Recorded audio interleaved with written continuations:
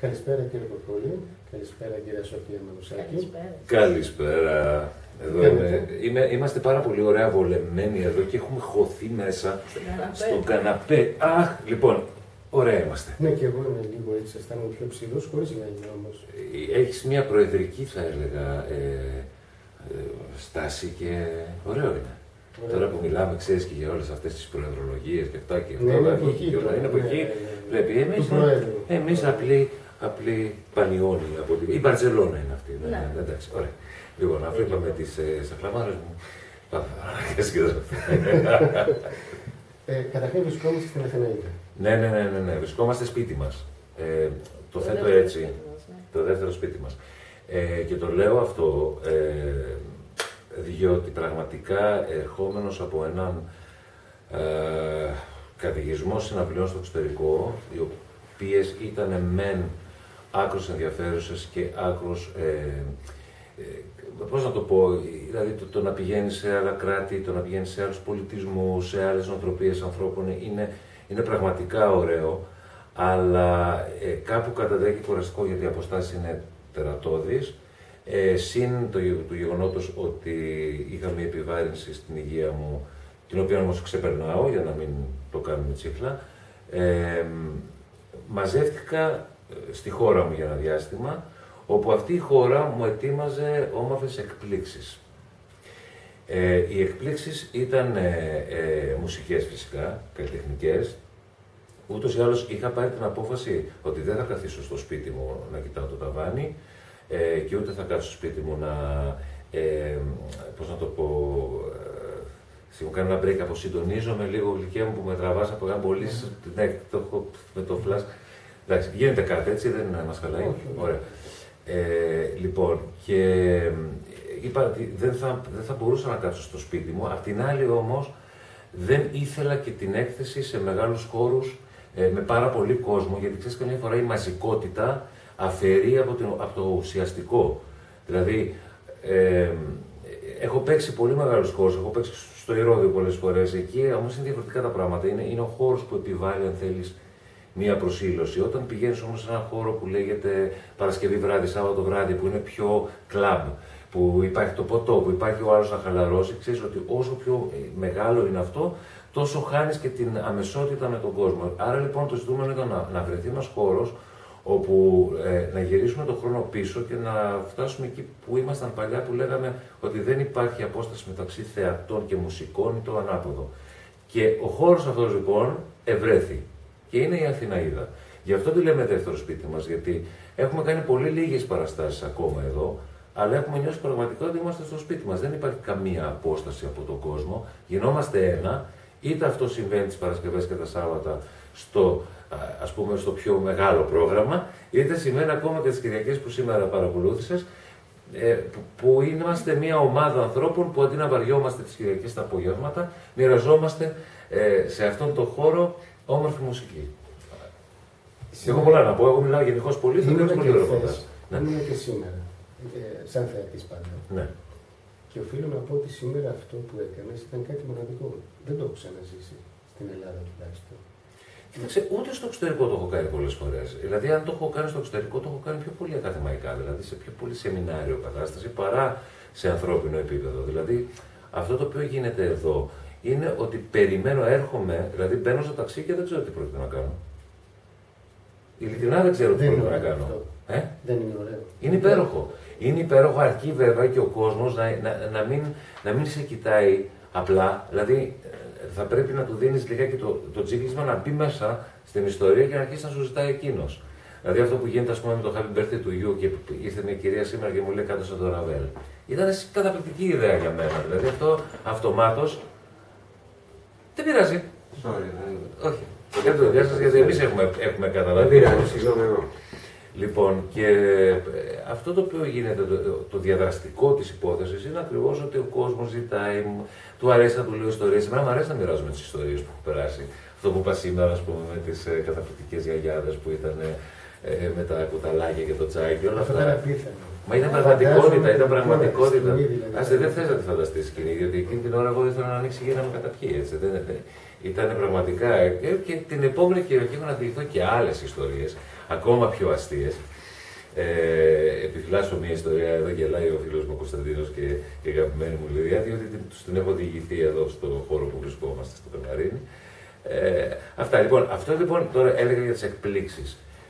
Η έκπληξη λοιπόν είναι να τη βρίσκεται ο χώρος, αλλά από την άλλη η μεγάλη έκπληξη είναι η κυρία δίπλα μου, διότι αυτό συμβαίνει εδώ και ένα χρόνο, λίγο παραπάνω από χρόνο, όπου εγώ βρίσκομαι στα Χανιά της Κρήτης για μια φιλανθρωπική συναυλία για τον Σύλλογο Ορίζοντα και στα πλαίσια μιας τηλεοπτικής εκπομπής που πρέπει κατά κάποιο τρόπο να διαφημίσουμε την συναυλία, η φιλανθρωπική, μου ζητάει ο δημοσιογράφος, πολύ ευγενικά φυσικά, αν θα είχα το κουράγιο, την θέληση και την αντοχή να ακούσω μια φωνή καινούρια που κατά τη γνώμη τους έχει καλή φωνή. Ξέρεις, αυτό.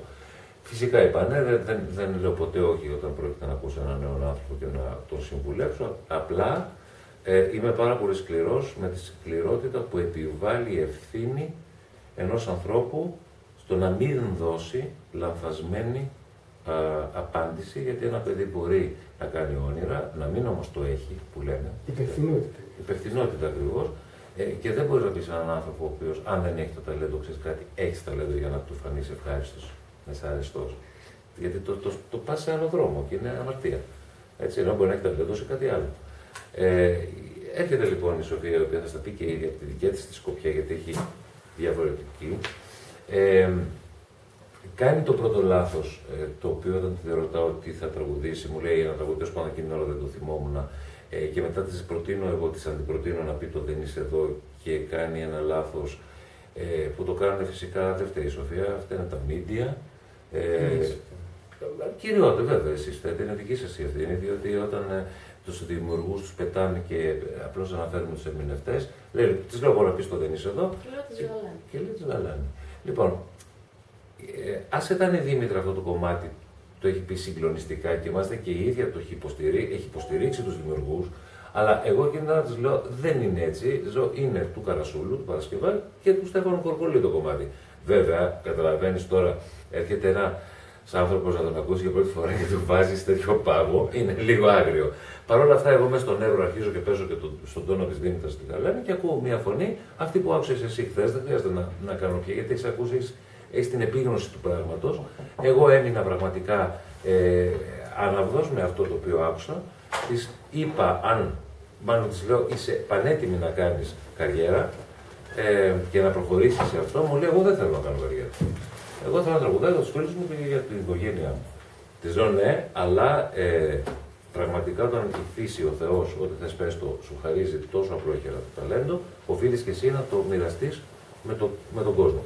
Αν έχεις της λέω γερό στο μάχη και τα μυαλά δεν είναι στα κάγκελα, είμαστε έτοιμοι. Και έτσι προχωρήσαμε και έχουμε φτάσει σε λιγότερο από χρόνο να έχουμε κάνει 30 συναυλίες μαζί, να έχουμε γυρίσει σε πολλά μέρη του κόσμου με πάρα πολύ δύσκολο κοινό και όπου και να παρουσιάζω την Σοφία, γιατί είναι δική μου ανακάλυψη και πενεύομαι γι' αυτό, με βγάζει ασπροπρόσωπο, με κάνει να νιώθω και συγκίνηση, με κάνει να νιώθω και περηφάνεια και οτιδήποτε άλλο αγνό συναίσθημα που μπορεί να σου προκαλεί όταν έχεις κατά κάποιο τρόπο ανακαλύψει ένα ταλέντο και ο κόσμος το αποδέχεται με τόση αγάπη και όχι μόνο ο κόσμος και μεγάλη μουσική όπως ο Μίμης ο Πλέσσος, ο Γιάννης ο Σπανός, ο Μάριος ο Φραγκούλης, η Άλκης την Πρωτοψάλτη.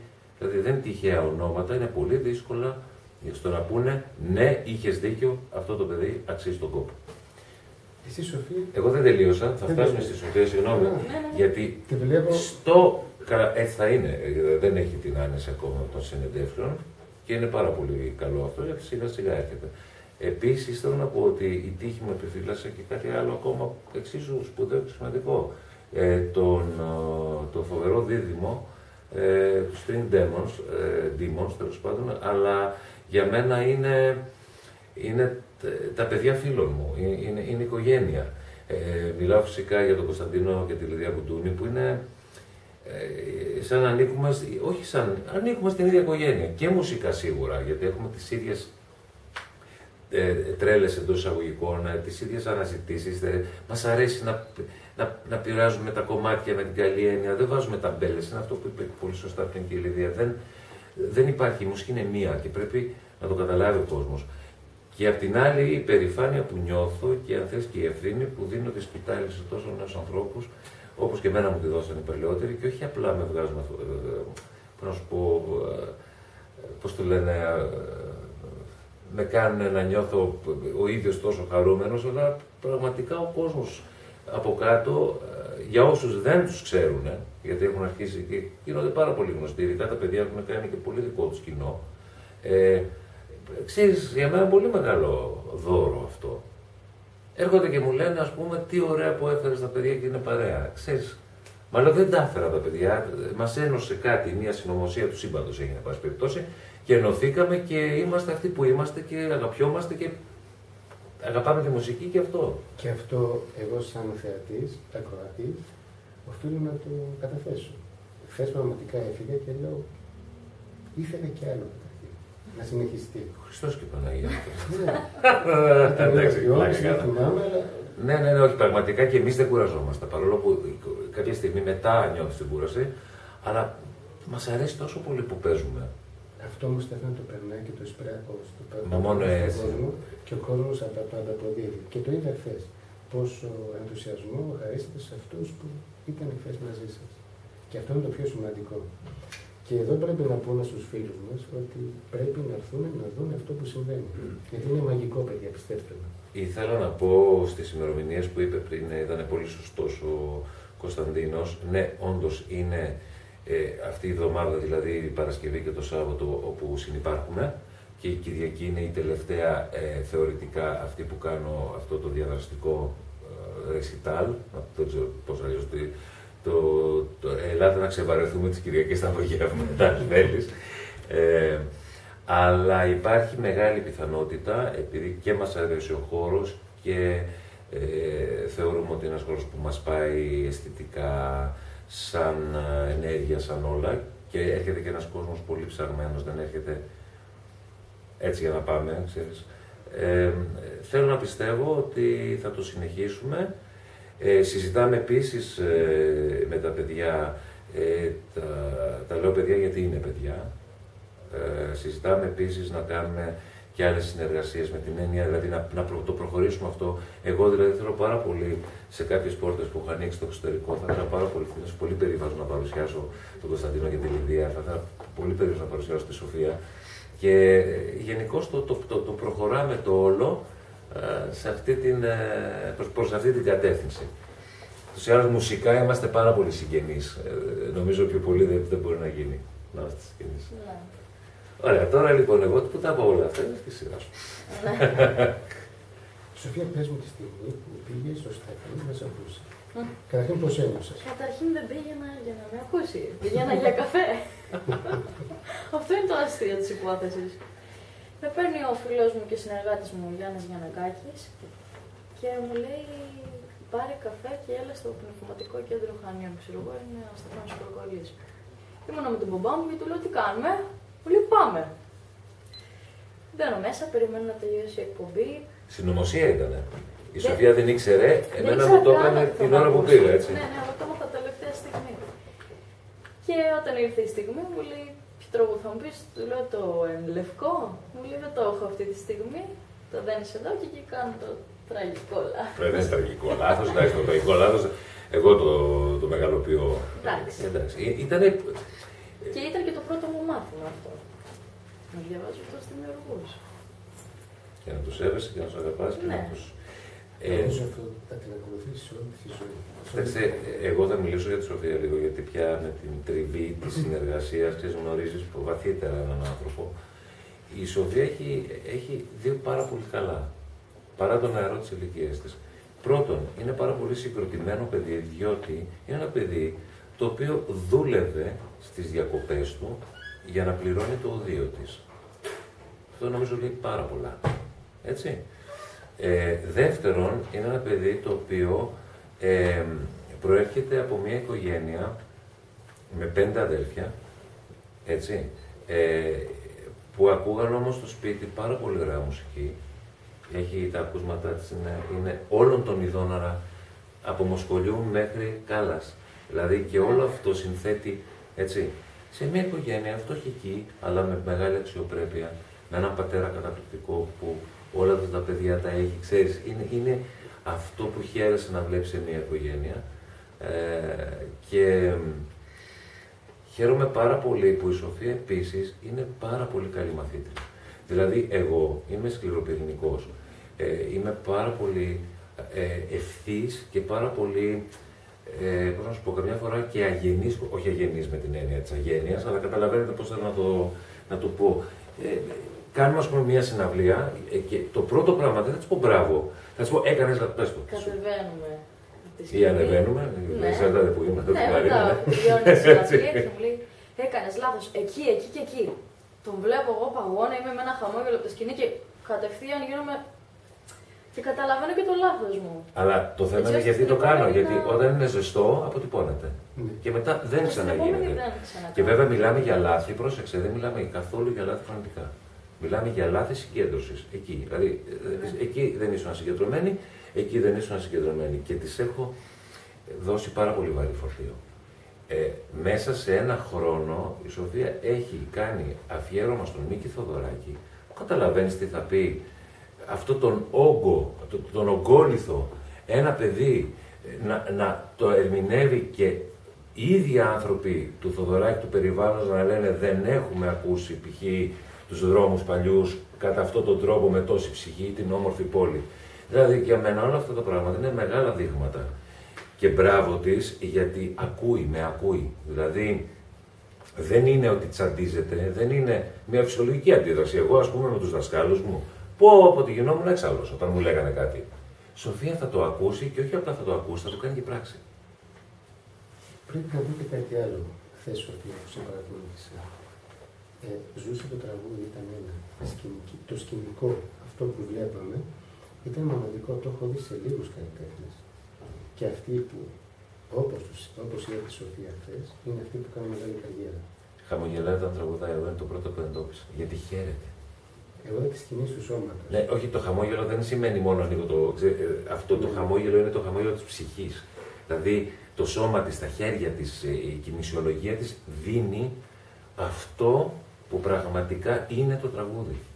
Η σοβαρότητα του προσώπου όταν λέει ένα σοβαρό τραγούδι, ενώ ένα τραγούδι που έχει μία, ας πούμε, διάσταση αυτό, το χαριτωμένο του προσώπου της και της κίνησης της, όταν λέει ένα πιο χαριτωμένο τραγούδι, αυτή η μετάλλαξη διαρκής είναι καθαρά από ενός πάρα πολύ σπουδαίου ταλέντου.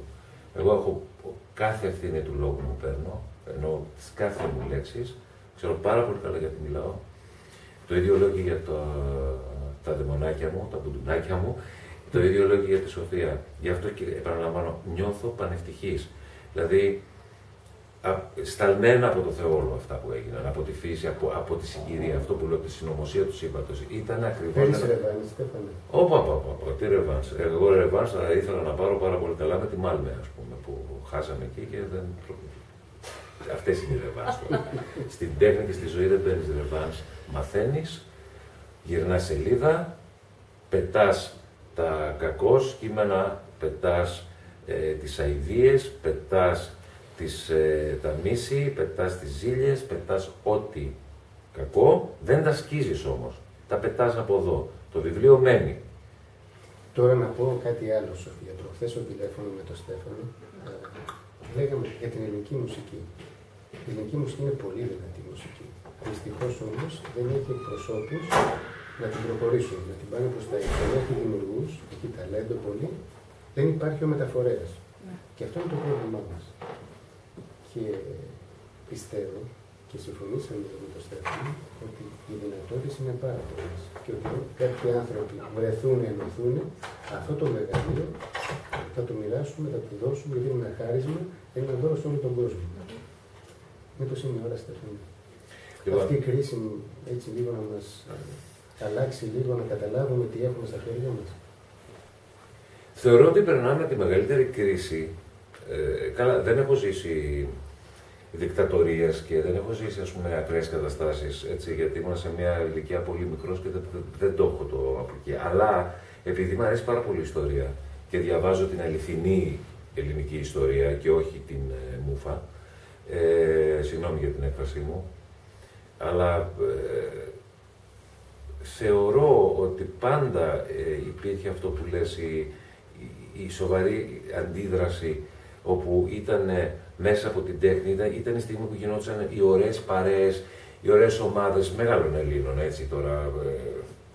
Ξέρεις, ο Θοδωράκης με το Χατζηδάκι, με τους ποιητές, τους φοβερούς, με τους όλα αυτό γινόταν οι παρέες, ήταν οι παρέες, οι οποίες παρέες δημιουργούσαν αυτοί, δημιουργούσαν τα άτομα, δημιουργούσαν πυρήνες, έτσι να το πω αλλιώς, και γινόντουσαν επαναστάσεις τέχνης. Λοιπόν, αν εξαιρέσω πολύ λίγα πράγματα τα οποία συμβαίνουν αυτή τη στιγμή και τόσο μεμονωμένα και τόσο το ένα εδώ και το άλλο παραπέρα και το άλλο πιο μακριά, όχι, δεν γίνεται κάτι. Εγώ περίμενα ότι αυτή η κρίση, η οποία είναι μια κρίση ίσως η δυσκολότερη που είχαμε μετά τον πόλεμο του 40, γιατί είμαστε κάτω από τη χειρότερη κατοχή, είναι η κατοχή που δεν ξέρεις ποιος είναι ο εχθρός σου, έτσι. Ο εχθρός σου μπορεί να είναι ακριβώς ο διπλανός σου, δεν το ξέρεις ποιος είναι. Και ξέρουμε, είχαμε τον Γερμανό και τώρα το Γερμανό λένε ότι έχουμε. Αν δεν είναι μόνο οι Γερμανοί, ρε παιδιά, δεν λαθούμε. Βάζουμε τους Γερμανούς, είναι και άλλοι από πίσω. Και πολλοί δικοί μας που μας δώσανε στεγνά. Λοιπόν, άντε μην το αρχίσω αυτό. Λοιπόν, και θέλω να πω ότι δεν βλέπω πραγματικά. Βλέπω πάλι ένα βόλεμα, βλέπω πάλι δηλαδή αυτή η ένεση του νεοπλουτισμού που μας κάνανε ολονών μας την δεκαετία του, από το 90 ξεκίνησε και πέρα, με τους Ολυμπιακούς Αγώνες και όλο το σχετικό, και όλη αυτή η μάσα και όλο αυτό που έπεσε το φοβερό, ήταν αποκοίμηση. Όλοι γίναμε ξαφνικά πλούσιοι. Παίρναμε από 5 αυτοκίνητα ο καθένας. Δηλαδή, ένας νεοπλουτισμός, δηλαδή ήθελε ημόντιουμ για να σταματήσει. Δηλαδή δεν γινόταν αυτό το πράγμα πια. Και δηλαδή φτάσαμε σε σημείο να λέει ο άλλος να πάμε διακοπές. Ναι, περίμενα να πεταχτώ στην τράπεζα, να πάρω το δάνειο, το διακοποδάνειο, ξέρω εγώ τι, για να πάμε διακοπές και χωρίς να υπολογίζει τις συνέπειες. Και να σου πω και κάτι άλλο. Αυτή τη στιγμή βλέπουμε ακραίες περιπτώσεις. Πόσες αυτοκτονίες δεν μαθαίνουμε ανθρώπων που φτάνουν στο αποκορύφωμα, δεν μπορούν να ταΐσουν τα παιδάκια τους και πηδάνε από τα μπαλκόνια. Πόσες περιπτώσεις ανθρώπων γερόντων που είναι και σκαλίζουν τα σκουπίδια να φάνε μόνοι τους, και είναι αυτό που έλεγα και πριν, που συγκινούμε πάρα πολύ με αυτό το πράγμα, πραγματικά συγκινούμε. Παιδάκια στα φανάρια, αυτό, εκείνο, δηλαδή μια εξαθλίωση, και τελικά βλέπω και από την άλλη μεριά ένα πολύ ωραίο τζέρτζελο ακόμα. Δεν βλέπω, τέλος πάντων, είναι προσωπική μου άποψη, έτσι, ίσως. Δημιουργούνται πυρήνες όμως, και αυτός ο πυρήνας, ένας από τους πυρήνες αυτούς, είναι αυτός που έχετε κάνει εσείς εδώ. Εμείς προσπαθούμε να αντισταθούμε μουσικά και να πούμε ότι παιδιά, η Ελλάδα, αλλά ξέρεις τι πόλεμο, ας πούμε, έχουμε. Καλά, άσε εμένα, εγώ έχω τραβήξει πόλεμο. Μουσικό πόλεμο εννοώ, αλλά και τα παιδιά. Βλέπεις, ας πούμε, τη Λιδία με τον Κωνσταντίνο. Έχουν φάει πόλεμο, δηλαδή πάνε, ας πούμε, που κάνουν αριστουργήματα, παίρνουν ένα παραδοσιακό κομμάτι, το οποίο το έχουν διάφοροι ακουμπήσει και το έχουν κανιβαλίσει κιόλα ορισμένοι, και το παίρνουν και το κάνουν αριστούργημα. Και ξαφνικά τρώνε πόλεμο από τους μεν κλασικούς, εσείς που είστε της κλασικής γιατί ασχολείστε με αυτά, και από τους άλλους, εσείς που κάνετε αυτό γιατί πειράζετε. Δηλαδή, δεν γίνεται πια να βγάζει ένα στο μάτι του άλλου. Τελειώνουμε με αυτή την ιστορία. Πρέπει ο ένας να δώσει το χέρι στον άλλον για να βγούμε από το τέλμα. Δεν γίνεται, στην κινούμενη άμα βουλιάζεις, τελειώνεις. Άμα δεν δώσεις το χέρι, τελειώσαμε. Αυτό. Σοφία, εσύ τι λες? Συμφωνώ απόλυτα. Μην να πεις για τη γενιά σου. Που βλέπεις τι βλέπεις τη δικιά σου ηλικία. Όλοι είναι στο Facebook. Να το. Για καφέ δεν. Όλοι είναι στο Facebook. Αυτό που είπε. Δεν κάνουν τίποτα. Να βρουν για δουλειά, να προσπαθήσουν. Γιατί κάτι. αυτοί που κάνουν, δεν ξέρουμε ποιο είναι. Ξέρεις γιατί? Γιατί είναι μετανάστες. Ναι. Ό,τι ταλέντο παράγει η χώρα, φεύγει. Ναι. Και δεν το κρατάμε. Τι θα πουλήσουμε εμείς έξω? Τα πετρέλαια που δεν βρίσκουμε ή που τα έχουμε βρει τελικά και μας τα έχουν φάει και γι' αυτό γίνεται όλο το παραμύθι, ή θα πουλήσουμε τελικά το μόνο που μας έχει απομείνει? Τι μας έχει απομείνει? Πολιτισμός και τουρισμός. Και τον πολιτισμό και αυτόν μας το κανιβαλεύουν. Βγαίνουν, ας πούμε, στα Σκόπια και κάνουν ομοιώματα κέρνα του Μεγάλου Αλεξάνδρου. Ήμαρτον δηλαδή, ό,τι και πιο κιτς να το σκεφτείς δεν υπάρχει. Ναι, αλλά υπάρχει αμφίπολη, έτσι. Ναι, ευχαριστώ πάρα πολύ. Ξαναμπήκε έτσι ο κόσμος. Ξαναμπήκε ο κόσμος, γιατί ο κόσμος περιμένει από το τόσο οδάνα αρπαχτή. Περιμένει όμως και από εσάς. Ναι, αλλά και η αμφίπολη σε περίοδους χρόνους μπήκε. Και αυτή πια τόσο timing τρελό ήταν. Η αμφίπολη είναι από το, δεν ξέρω, από το 70 εγώ διαβάζω ότι υπάρχει. Τέλος πάντων, άστο, μην το πάμε εκεί. Για τέχνη μιλάμε. Μην πάμε σε άτεχνα πράγματα. Όμως, σε έρθουμε πάλι εδώ, στην Αθηναίδα και σε αυτό που βιώνει ο κόσμος και σε αυτό που θέλουμε να πούμε στους φίλους μας που μας ακούνε, που θα μας διαβάσουν και μας βλέπουν. Να έρθουν, να περάσουμε ένα όμορφο Παρασκευό Σάββατο. Μπράβο. Και μια υπέροχη Κυριακή. Αυτό είδες, από μια αγνότητα βγαίνει μια αγνή απάντηση. Από έναν άνθρωπο ο οποίος είναι βιδωμένος δεν θα πάει, θα πάει άλλες ιστορίες. Λοιπόν, αλλά είναι καλό, από τρελό και από μικρό μαθαίνεις την αλήθεια. Αυτό λοιπόν, άρα λοιπόν το έχουμε το δίδυμο. Θέλω πραγματικά και εγώ να πω ότι αξίζει τον κόπο, δεν το λέω γιατί έχουμε βάλει, δηλαδή όσο πιο φθηνό εισιτήριο μπορούσε να μπει, είναι ακριβώς για να γίνουν τα έξοδα. Το λέω κανονικά, διότι θεωρώ ότι η διασκέδαση, ας την πληρώσει όποιος έχει, αλλά η ψυχαγωγία οφείλει να είναι σε χαμηλές τιμές. Άλλο η ψυχαγωγία, άλλο η διασκέδαση. Και τα δύο είναι θεμιτά και τα δύο είναι καλά, αλλά όποιος θέλει να διασκεδάσει, ας πάει να διασκεδάσει, είναι δικαίωμά του να χαρεί με τον τρόπο που θέλει εκείνος να χαρεί. Η ψυχαγωγία όμως εμείς προσπαθούμε να την κρατάμε ώστε να μπορέσει όλος ο κόσμος να έρθει και να μας δει και να μπορέσουμε μαζί του να λειτουργήσουμε σαν μια ομάδα, σαν μια ψυχή και να μυρίσουμε και τα αρώματα που μας άφησαν οι τεράστιες συνθέτες πριν και οι καινούργιες γενιές. Και εγώ να πω, επειδή αυτό που βλέπετε, θα το δείτε από το βλέπαμε τόση ώρα. Φίλοι μας το βλέπουν όμως στη γέφυρα τη νέα πρόταση. Σου εύχομαι καλή επιτυχία. Και εγώ είναι η γέφυρα πολιτισμού και γι' αυτό έγινε, γιατί θεωρούμε ότι, όπως είπε ο Στέφανε, αυτό που έχουμε να δείξουμε είναι ο πολιτισμός και ο ήλιος μας. Έτσι. Και η γέφυρα έρχεται λοιπόν να γεφυρώσει, να βοηθήσει προς την κατεύθυνση αυτή. Εγώ οφείλω να πω για σένα κάτι, γιατί εσύ φυσικά δεν μπορείς να μιλήσεις για τον εαυτό σου, αλλά είσαι ένας άνθρωπος και πρέπει να το ξέρει ο κόσμος που πραγματικά την πονά στην Ελλάδα. Είσαι ένας άνθρωπος που προσπαθείς να βγάλεις και να δείξεις τι σημαίνει ελληνικός πολιτισμός προς τα έξω, χρόνια τώρα. Και μπράβο για αυτό που κάνεις. Και εμείς με πάρα πολύ χαρά δώσαμε αυτή την συνέντευξη, κάναμε αυτή την κουβέντα, γιατί βλέπουμε ότι όταν υπάρχουν άνθρωποι που προσπαθούμε όλοι για ένα κοινό σκοπό, πρέπει πραγματικά να γινόμαστε μια γροθιά και να το προχωράμε. Και μπράβο σου για αυτό που κάνεις πραγματικά. Εγώ ευχαριστώ πάρα πολύ και τους δύο σας. Να σε καλά. Και καλή επιτυχία και εύχομαι να συνεχίσει, να μην σταματήσει εδώ, παιδιά. Κοίταξε, όλοι το ευχόμαστε γιατί περνάμε ωραία. Δεν υπάρχει κάποιος άλλος. Έτσι. Να είσαι καλά. Γεια σας.